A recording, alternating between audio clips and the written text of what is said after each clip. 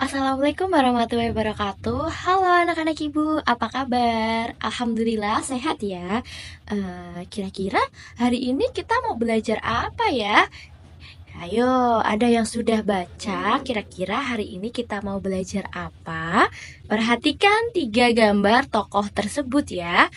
Apakah kalian kenal dengan ketiga tokoh tersebut? Ya, mereka adalah Insinyur Soekarno, Muhammad Yamin, dan Supomo. Ketiganya merupakan tokoh perumus Pancasila pada sidang pertama BPUPKI. Jadi hari ini kita akan membahas proses perumusan Pancasila. Sejarah perumusan Pancasila itu diawali saat tahun 1944 pendudukan Jepang di wilayah Pasifik itu melemah. Jepang memberikan janji kemerdekaan kepada Indonesia untuk memperoleh dukungan dalam Perang Asia Timur. Dan pada tanggal 29 April 1945, pemerintah Jepang itu kan membentuk Dokuritsu Shunbi Sosakai atau BPUPKI dengan tujuan menyelidiki kesiapan bangsa Indonesia dalam menyambut kemerdekaan dan membentuk pemerintahan sendiri. BPUPKI atau Badan Penyelidik Usaha-Usaha Persiapan Kemerdekaan Indonesia yang diketuai oleh Dr.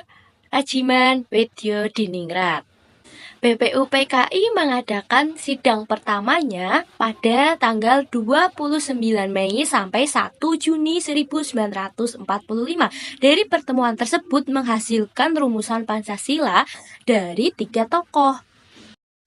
Bunyi usulan Supomo yaitu 1. Persatuan, 2. Kekeluargaan, 3. Keseimbangan lahir dan batin, 4. Musyawarah, 5. Keadilan rakyat. Sedangkan bunyi usulan Muhammad Yamin ada peri kebangsaan, peri kemanusiaan, peri ketuhanan, peri kerakyatan, dan kesejahteraan rakyat.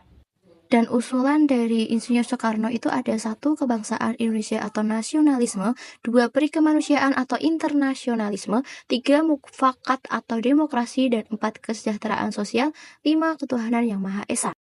Selanjutnya dibentuk panitia 9 nih. Dan kemudian setelah dibentuk panitia 9, panitia 9 ini merapatkan dan mendiskusikan bersama tentang dasar negara sampai akhirnya jadilah Piagam Jakarta. Nah, untuk bunyi dari Piagam Jakarta itu seperti ini. Yang pertama itu ada ketuhanan dengan kewajiban menjalankan syariat Islam bagi pemeluk-pemeluknya. Kedua, kemanusiaan yang adil dan beradab. Ketiga, persatuan Indonesia. Keempat, kerakyatan yang dipimpin oleh hikmat kebijaksanaan dalam permusyawaratan perwakilan. Kelima, keadilan sosial bagi seluruh rakyat Indonesia. Dalam sejarah pergerakan kemerdekaan Indonesia, Panitia 9 ini memegang peranan penting, anak-anak ibu, berkat kerja keras dan pemikiran yang cermat dari para anggotanya. Lahirlah sebuah Piagam Jakarta tadi, dan selanjutnya Piagam Jakarta itu direvisi menjadi pembukaan Undang-Undang Dasar 1945.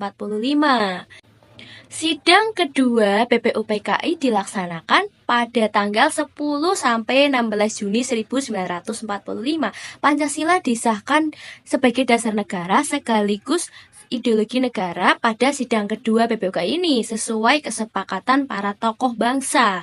Negara yang baru berdiri disebut sebagai Negara Kesatuan Republik Indonesia atau NKRI.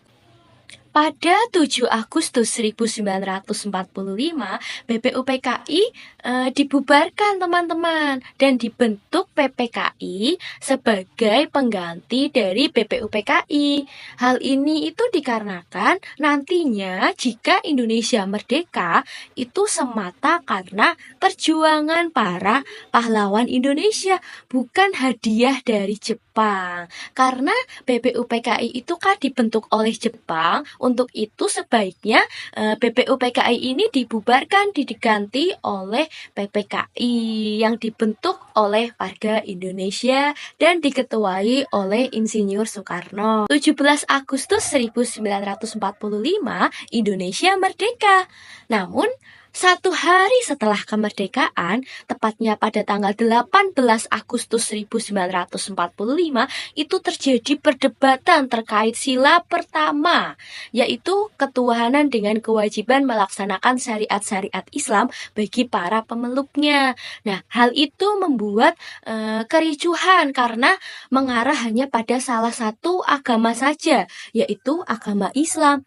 Padahal di Indonesia itu banyak agama dan kepercayaan yang telah diakui. Untuk mengatasi kerisuhan tersebut, akhirnya PPKI itu merundingkan kembali untuk membahas sila tersebut, sila pertama itu, dan akhirnya ditemukan nih keputusan diganti menjadi ketuhanan yang Maha Esa. Perubahan rumusan sila pertama Piagam Jakarta itu menjadi ketuhanan yang Maha Esa merupakan keputusan yang sangat bijaksana ya, karena keputusan ini menunjukkan bahwa para pendiri bangsa itu memiliki visi yang jauh ke depan untuk membangun negara yang bersatu, berdaulat, adil, dan makmur.